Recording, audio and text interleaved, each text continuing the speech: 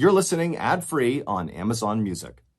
Today's podcast features 3 stories that detail crimes that were caught on surveillance cameras. The audio from all 3 of these stories has been pulled from our main YouTube channel and has been remastered for today's episode. The links to the original YouTube videos are in the description. The first story you'll hear is called Safe Neighborhood, and it's about a woman who captured something awful in her backyard. The second story you'll hear is called Killing Time, and it's a story that includes security footage of a killer right before they attacked. And the third and final story you'll hear is called Eye in the Sky, and it's about critical evidence that was discovered on CCTV footage in London. But before we get into today's stories, if you're a fan of the strange, dark, and mysterious delivered in story format, then you've come to the right podcast because that's all we do, and we upload twice a week, once on Monday and once on Thursday. So, if that's of interest to you, in your will, give the Amazon Music follow button a treasure map that leads to a pot of gold. But replace the gold with a $6 gift certificate to Blockbuster. Okay, let's get into our first story called Safe Neighborhood.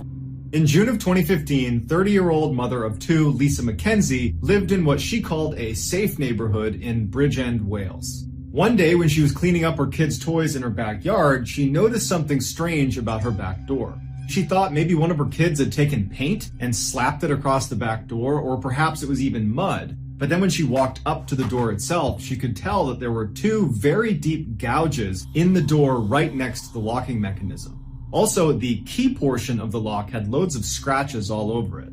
Initially, she thought maybe these have been here the whole time and I just haven't noticed them until right now. But when she looked at the 2 gouge marks in the door, they looked fresh.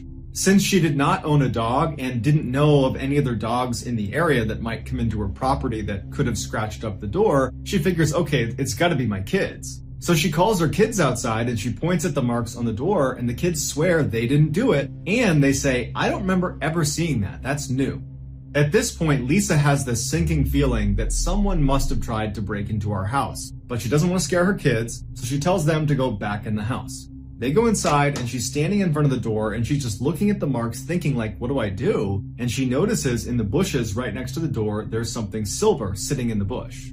She bent down and picked up a wire that she immediately recognized as a windshield wiper insert, because she had recently had to replace her windshield wipers because one of the inserts was missing. She also noticed this wire that was very rigid had been bent up at the end like a hook. And it was at this point that Lisa went from maybe someone's trying to break in to definitely someone just tried to break in. They're using the wire from my windshield to try to defeat the lock. Lisa didn't make much money, but with the money she did have, she went out and got the most expensive, sophisticated surveillance camera that she could put on the back of her house to monitor that back door. And in addition to the camera, starting that night, Lisa began compulsively checking every door, every lock, every window, everything that could secure the house. She would check 3, 4, 5 times before going to bed every single night. And then the next morning, she would get up and she would review the footage from the night before. And for the next several weeks, no one tried to break into her house. There was no suspicious activity recorded on the camera. Everything was normal. Until Monday, July 13th, when she woke up and noticed her back gate, not her door, but the gate leading into her yard, was slightly open. Now, because she was obsessively checking every door, every window, every lock, that included that gate. Meaning the night before, she had triple checked that that gate was shut and locked. So for it to be open right now meant something had happened the night before. And so without even going outside, she goes right to her security camera footage, and she would say that what she saw made her physically ill. Earlier that morning at 1:15 a.m., an unknown man wearing a rain jacket and gloves walks up to the back of their house and puts his hands and his face right up against the window and starts looking in the window. And then he steps back, pulls a flashlight out, and starts looking in the kitchen with his flashlight, just brazenly looking in the house. And at some point, he puts the flashlight down and looks up and clearly notices the camera that she has installed. He looks at it for a minute and then just kind of shrugs and goes right back to shining his light into the kitchen before going around to the door itself and trying the door and fidgeting with the door to open it. It was locked. He goes to the window. He tries to open the window. It's locked. And he would make his way down the side of the house trying to open all of the windows until walking around to the back side of the house where there wasn't a camera. And then when he couldn't open any of the windows or doors because Lisa was diligent about locking everything, he must have just given up and left. Lisa's horrified. She gets in touch with police. She shows them the footage, but unfortunately, his face was kind of obscured in the video, and so they were never able to identify him.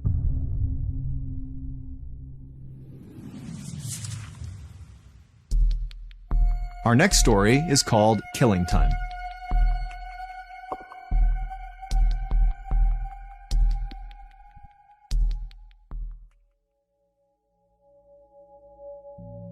Missy Beavers was a wife, a mother of 3 girls, and a hardcore fitness instructor.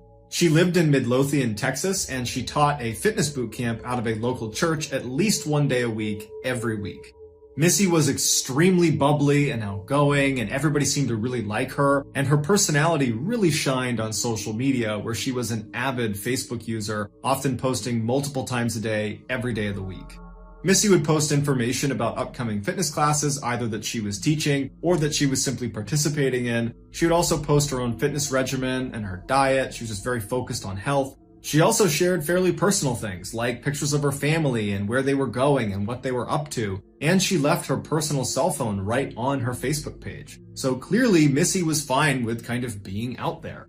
On April 17th, 2016, there was a weather report that came in that the next day there was going to be really, really heavy rain, in particular in the morning. And Missy's class was scheduled for the next morning at 5 a.m., and she started getting calls and text messages from the people who were going to that class asking, is this class still going to happen?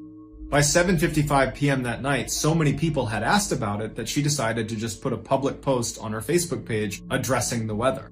And it just said, if it's raining, we're still training, no excuses, you are gladiators. On the post, she included directions of how to get to the church, where this class was going to be in the church, what time they were starting, and what they could expect. Later that night at 9:23 p.m., she did another Facebook post that said, going to bed, I have to get up tomorrow at 3:30. The next day at 4:16 in the morning, a street security camera picked up Missy pulling into the church's parking lot. Even though her class didn't start until 5 a.m., she liked to get there early to make sure the classroom was set up and to warm up a little bit and make sure she was super motivated and cheerful as soon as they walked in.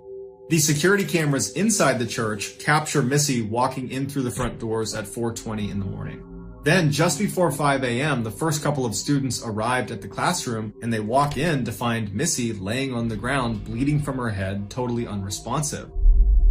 They call 911, police and paramedics show up, and as soon as they get there, they pronounce Missy dead. Initially, there was some speculation that she might have fallen and hit her head, but they noticed all these puncture marks in her head that looked intentionally inflicted, like someone had struck her. And later, when they reviewed the security footage from inside the church, it was confirmed that she definitely was murdered. Earlier that morning at 3:50 a.m., so 26 minutes before Missy arrives in the church parking lot, an unknown figure wearing police tactical gear from head to toe breaks into the church. From 3:50 in the morning when they first get inside the church to 4:20 in the morning when Missy walks through the front doors, this unknown figure just kind of strolls casually up and down the halls of this church. It looked like they were carrying a hammer or perhaps a crowbar, and periodically, as they're kind of casually walking down the hall, they would turn to a window of a door and they would break it with whatever they're holding in their hand, and then they would just keep walking on. Like there was no reason for them to break the window, they're just bored. And this was actually an important point that police would make about this footage. This person walking around does not appear to want to vandalize the church. I mean, they're breaking a couple windows, but they could have done a lot more damage to the building, and they didn't. They don't appear to be looking to steal anything, and in fact, later police would confirm that nothing was stolen. What it looks like they're doing is just kind of wasting time, like they have some clear objective for being here, but they can't do it quite yet. They're waiting for a trigger of some kind. And it would turn out that that trigger was Missy walking through those doors at 4:20 in the morning. As soon as Missy made her way into the classroom, the assailant followed her and proceeded to beat her to death with whatever they were holding in their hand. By the time police arrived a little after 5 a.m., the suspect was long gone. Initially, police believed it was going to be fairly easy to identify who killed Missy. The person on camera wearing the tactical gear had a very distinctive gait with their feet turned out and they walked with a bit of a limp and they had very slouched posture. And the police figured as soon as we put this surveillance footage out in the public domain, someone's going to come forward and say they recognize this person. But despite the hundreds of leads that poured in from people after watching this video saying, oh yeah, I know this person, Well, the police checked into all of them and they all checked out. Everybody had an alibi. And so years later, the police are still not able to identify who killed Missy or why, and so her case remains unsolved.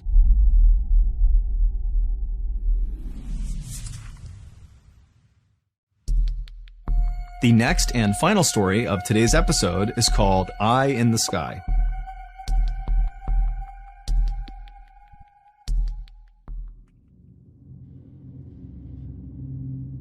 On the morning of Friday, June 11th, 2021, in a suburb in the northwest of London, a man named David Klein woke up to his early morning alarm. David rolled out of bed, he got dressed, and he very carefully made his way downstairs to start getting ready for work.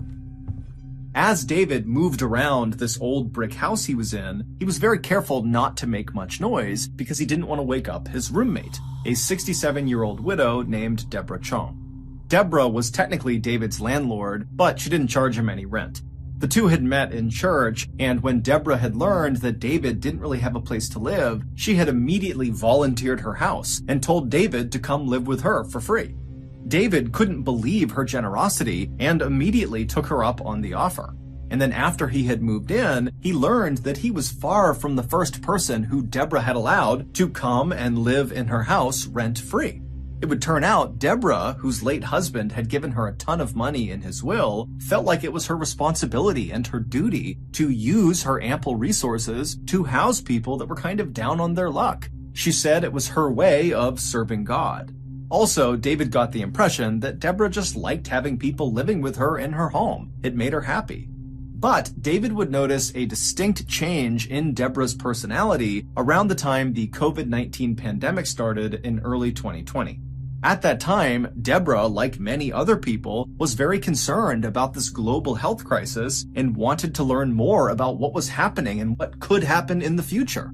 And so the way she did that is she obsessively began going on YouTube and began consuming COVID-19 related content and political content surrounding COVID-19 and the pandemic and lockdowns. But instead of becoming more educated and well-versed on what was happening in the world, Deborah's constant consumption of COVID-19 related content on YouTube really just made her feel incredibly stressed out and anxious. And as David began to see firsthand, Deborah's sudden high levels of anxiety really began wreaking havoc on her life. Years earlier, Deborah was officially diagnosed with paranoid schizophrenia, which is a mental illness that causes bouts of psychosis, which is like losing touch with reality. Now, pre-COVID, pre-pandemic, her symptoms were so mild that she basically led a totally normal life. But once the pandemic started and her YouTube quest for information caused that spike in stress and anxiety, it caused a spike in her symptoms. And so she began suffering from frequent and lengthy hallucinations and delusions. One time, David came home from work, and when he went inside the house, he found Deborah sitting at the kitchen table, diligently writing these handwritten letters to various British public figures. And when David asked her what she was doing, she explained to him that these British public figures were speaking directly to her through the YouTube videos she was watching, and so these handwritten letters were her response letters back to these public figures. In May of 2021, Deborah's hallucinations had gotten so bad that doctors intervened and forcibly injected her with an antipsychotic medication. And while these meds definitely reduced Deborah's symptoms, they also had some pretty negative side effects as well. Namely, they totally curbed her appetite and they made sleeping really challenging. And so pretty quickly, those two side effects combined made Deborah feel really weak and tired basically all the time, to the point where she sometimes needed David to literally hold her up by her arm just to walk down the street. Now, David, of course, had no problem helping Deborah with whatever she wanted. I mean, she had done so much for him, but David had work, and so he was only really available to help her in the mornings and in the evenings during the week. And so he had actually spoken to Deborah about hiring a full-time caretaker that could live with her and just take care of her at the level she needed all the time. And Deborah was open to it. She actually called a company that offered that service, and they told her they would get someone out to her, but it would take some time before her caretaker was actually assigned to her.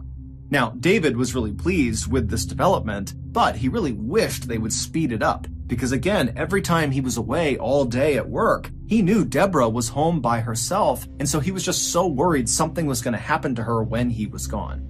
So after David gathered up all of his things and very quietly made his way from the kitchen to the front door, he paused for a moment and said a silent prayer in his head for Deborah's safety and protection while he was away at work, and then he opened the front door, quietly went outside, shut the door behind him, and headed off to work.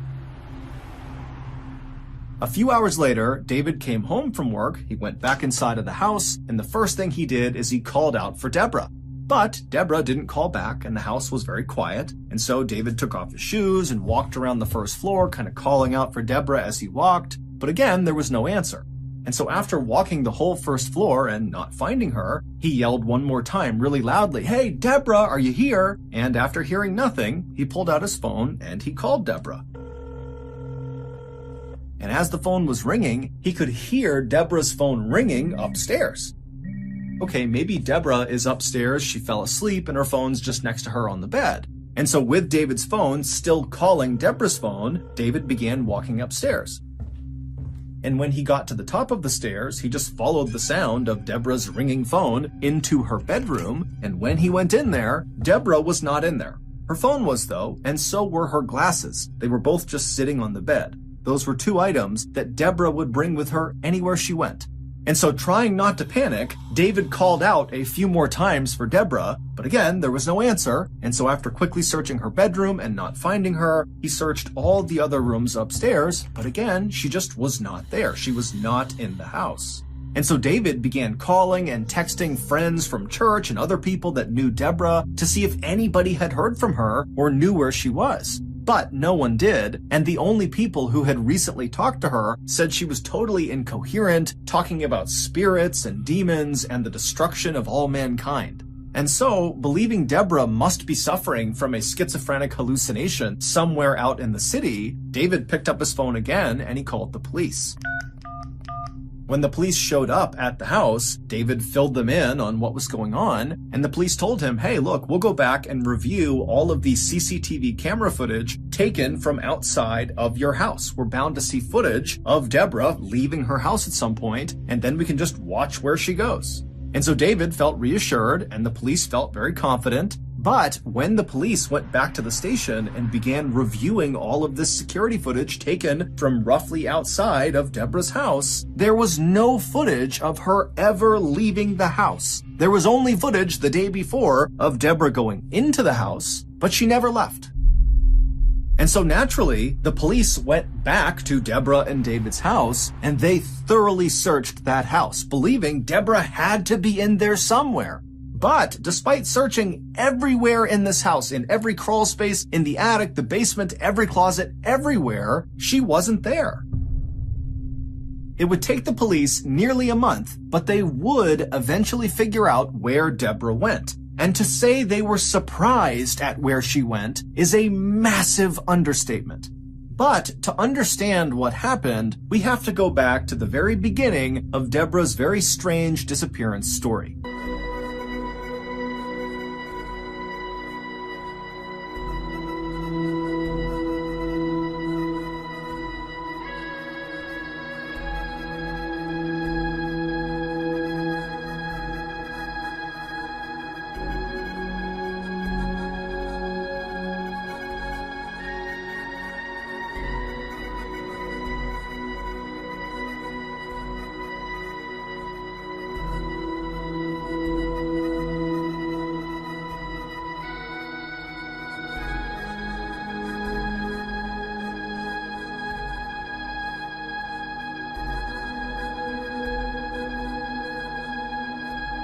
It all started about 10 months before Deborah actually went missing in August of 2020.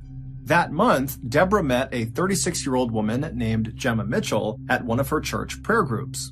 Like Deborah, Gemma was very religious, and so the two women became fast friends despite being 30 years apart in age.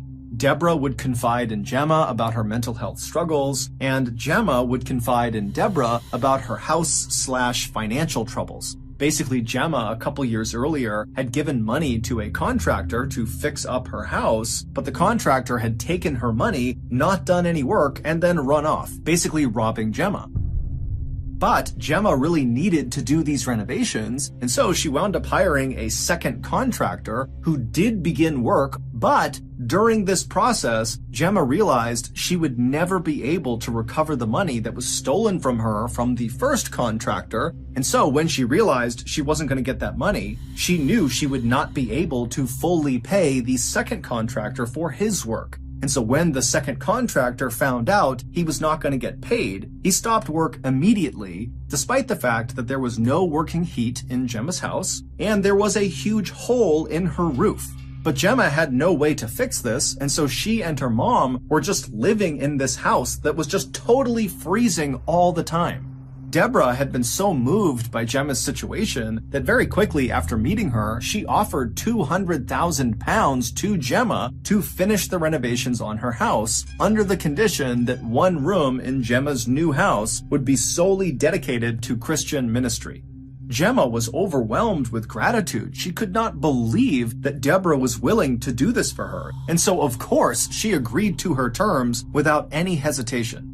After that, the two women began texting all the time about this renovation project. Deborah would suggest paint colors and different things to do with the inside of the house, and Gemma would text updates about the different contractors she had talked to who could do pieces of the renovation. Deborah was always inviting Gemma over to her house, and she even began referring to Gemma as her sister. And Gemma loved it, because Gemma actually had always wanted to be much closer with her own biological sister, but they had kind of drifted apart, and so for Gemma, Deborah really did feel like the sister she was supposed to have. But their relationship was about to change drastically.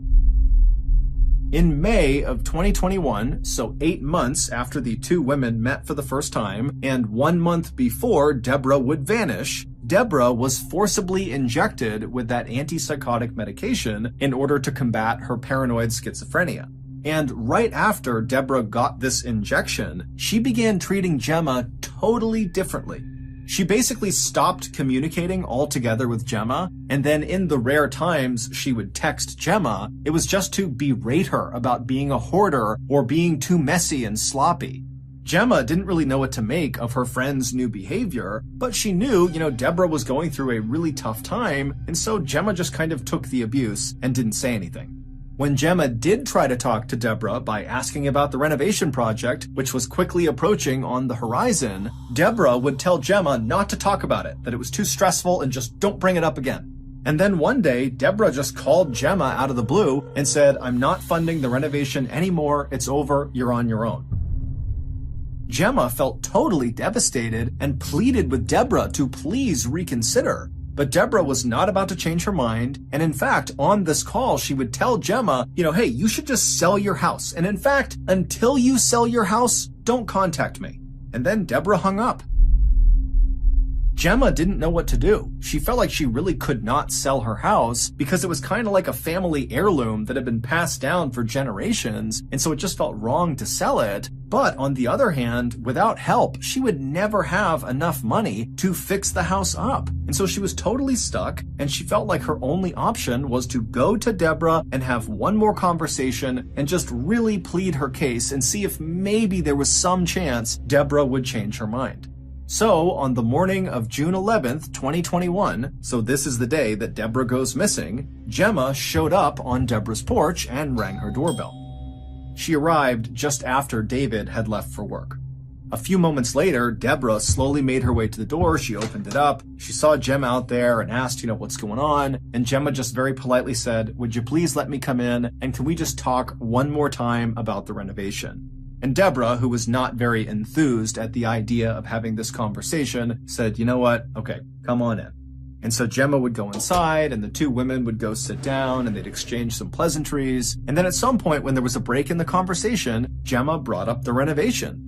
She had actually written out this whole speech about how incredible Deborah was, and how these renovations, if they went through with them, would mean so much to her, Gemma, and her family. But as Gemma is going through this pitch, Deborah just cuts her off and says, "Gemma, I'm sorry, but my decision is final. I am not paying for the renovation. I'm sorry." A little while later, both Gemma and Deborah would leave Deborah's house. And there actually is CCTV footage that shows the pair walking on Deborah's street right outside of her house. However, the reason the police did not flag this footage when they first were scanning all of that footage to figure out where Deborah went is because when you watch the footage of the two women together, it actually only looks like one person. It looks like Gemma. But Gemma is wheeling a huge suitcase right behind her, and as it would turn out, Deborah was inside of it. It's assumed that after Deborah was forcibly given that antipsychotic medication for her paranoid schizophrenia, that it really leveled her out. She was suddenly thinking very clearly for the first time in months. And in this clear state of mind, it's believed she realized the 200,000-pound gift she was giving to Gemma, someone she barely knew, was a bad decision. And so she just wanted to back out of it. And so, back inside of Deborah's house, when Deborah and Gemma are sitting there, and Gemma is doing her speech to try to convince Deborah to change her mind, and Deborah is saying, no, my final answer is no, it's over, that's when Gemma snapped. She grabbed a blunt object, we don't know what it was, and she smashed Deborah right over the skull and fractured her skull, causing Deborah to fall unconscious and slump onto the floor. And then Gemma leapt on top of Deborah's unconscious body. Gemma pulled out a knife and cut Deborah's head off. And then afterward, Gemma cleaned up all the blood in the house and then stuffed Deborah's body and head into that big suitcase. And then after Gemma stole several legal documents and a copy of Deborah's will, she walked out of Deborah's house with Deborah in the suitcase behind her. Gemma would walk with Deborah all the way back to her house, and then she would leave the suitcase, with Deborah still inside of it, in her backyard. She would just leave it there for 2 weeks, and then after those 2 weeks, Gemma would take the suitcase again, still with Deborah's body inside of it, and transport it 250 miles away to a seaside town where she would dump it. And in that seaside town, some vacationers would discover Deborah's body and call it in to the police.